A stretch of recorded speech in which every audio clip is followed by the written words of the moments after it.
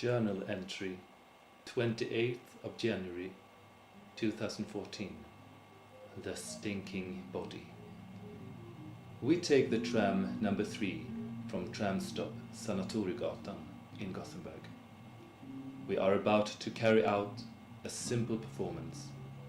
2 stinking bodies are planted on the tram, one in the front wagon and one in the wagon furthest back. The contract is clear. I dedicate myself to remain in my seat all the way to the end station.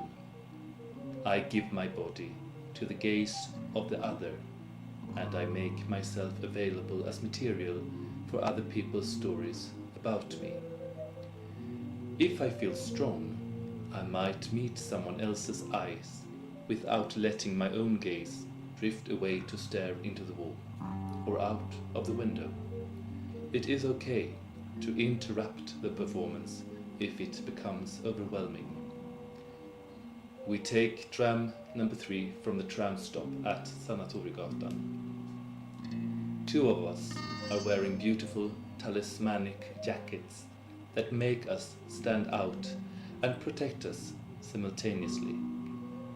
The jackets are collages of ideas, symbols and textures that we feel represent our collective journey in this project. The jackets are also saturated in the juices of a Swedish specialty, fermented fish. It stinks like hell. We are donning the stench as a garment. We dress ourselves in the role of being the outsider, of being the monster. We take the whole tram hostage through the odor that spreads between the 2 stinking bodies planted in the frontmost and back wagons. It is a stress field of stench. 2 witnesses are with us. One is filming discreetly and the other is sitting still in her seat, observing. She is a secret allied. She is someone who knows. I am thinking that this whole work with myth and monsters and field studies has just been the preparation for this final and most difficult journey that we are embarking upon. It is a monstrous rite of passage from one state to another, from the inside to the outside. We are currently in a nomadic space.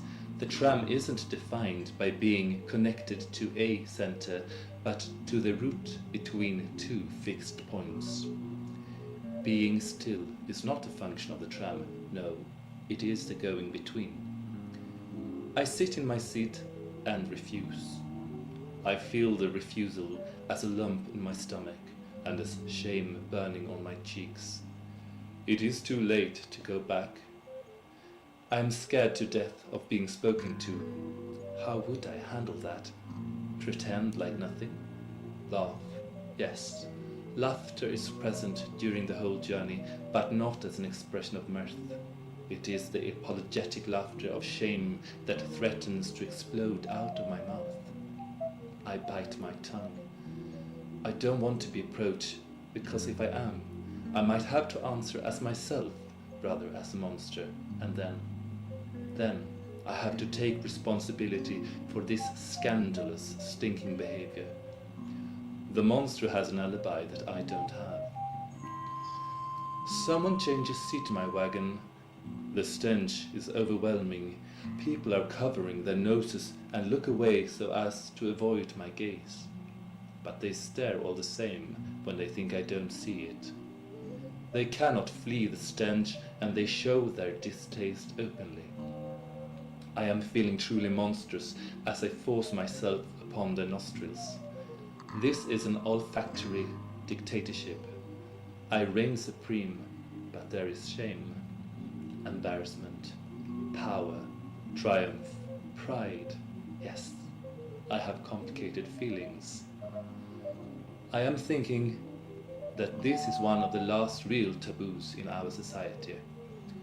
We are constantly awash with sex, violence, footage of wars and famines. No one raises an eyebrow any longer. We are too lethargic, I suppose, to protest. But stinking? Oh, now that is simply unthinkable in these our painstakingly groomed and perfumed times. In the face of true stench, people become demonstrative. They roll their eyes and gesture wildly. They feel violated somehow. I sit in my seat and wonder if someone will talk to me. Will someone try to intervene? And if so, how? Is it even legal to stink in public spaces? Can I even be arrested? I have the responsibility. I meet other people's gaze and I try not to look away. It is really hard.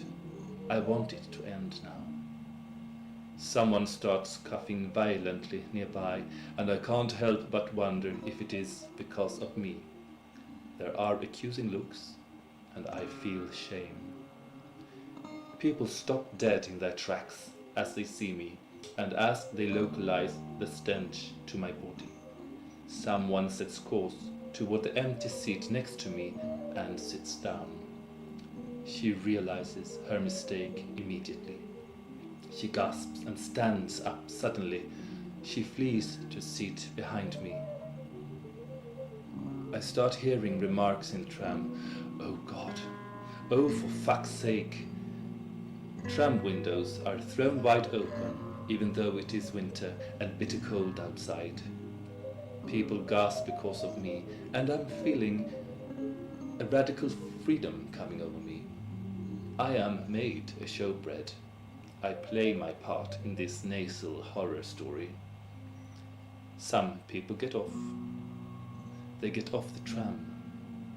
Others are staring in amazement. I hear them thinking, what is going on? How can he possibly stink this badly?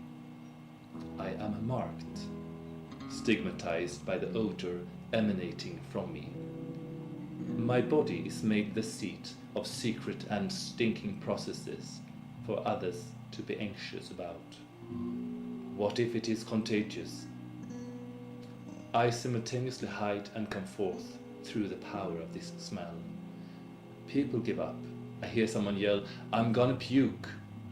Suddenly my body transforms from a stinking body into a laughing body. It just wells up, a bubbling, snorting laughter. I am revealed as a stinker, and it seems like everyone in the tram has a common enemy in my odorous body. Glances are exchanged. It is a transaction of shame. Next stop, Järntorget. The end of the journey is coming closer, and I long for the end. This is the most difficult thing I have done in my entire life. This isn't theater. This isn't representation. This is for real. This is no performance or illusion. It is exactly what it is.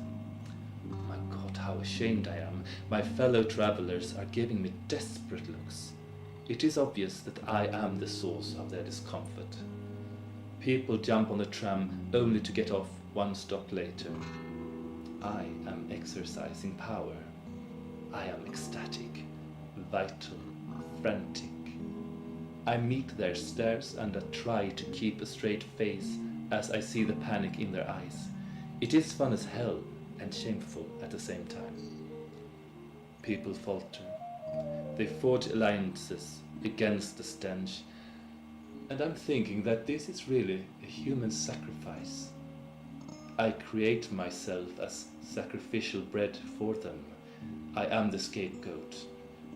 I don't know if I can ever do this again. Child starts crying somewhere. People are moaning and turning away, breathing through their mouths. They are scrunching their faces to shut out my ghastly smell. I am a nomadic body, permanently denied access to the center. Is this really what I wanted to accomplish, I wonder? I wanted to free myself from a social hegemonic center and its subtle influences. I wanted to move outside of its reach, beyond. I wanted to establish a sovereign state outside of the values and norms. I wanted to make a spectacular exit from the norm union of my non-heroic fellow humans. Alright, only 6 or 7 stop lefts. The suffering is about to end. I see the desperate looks. I see how they halt mid-step and make comments about me. About me, not directed at me. Of course, I hear everything they say, just as I am meant to. The stink makes the other passengers in this nomadic space equally nomadic. People move around randomly. They are forced to participate in this social choreography as they try to escape the smell coming off my body. We reach the tram stop Godhemsgatan. The end of this journey is coming even closer. I hear people tell each other exactly what they think about me. They are gesturing wildly, and I realize that suddenly I'm not as ashamed anymore. Then a ticket inspector manifests next to me. My tram card is in my jacket, which I left with the person witnessing my journey. A moment of panic, but the inspector just passes by and I exhale in relief. For a brief moment, I'm thinking that maybe the stink somehow protects me from the authorities, but no, I am wrong. He comes back and asks for my ticket, and I feel an immense resistance towards becoming human by coming into relation with this man. I point towards my witness. She has my card. He inspects, as is his duty. Everything is in order. He nods his head. I am embarrassed. We get off at the end station.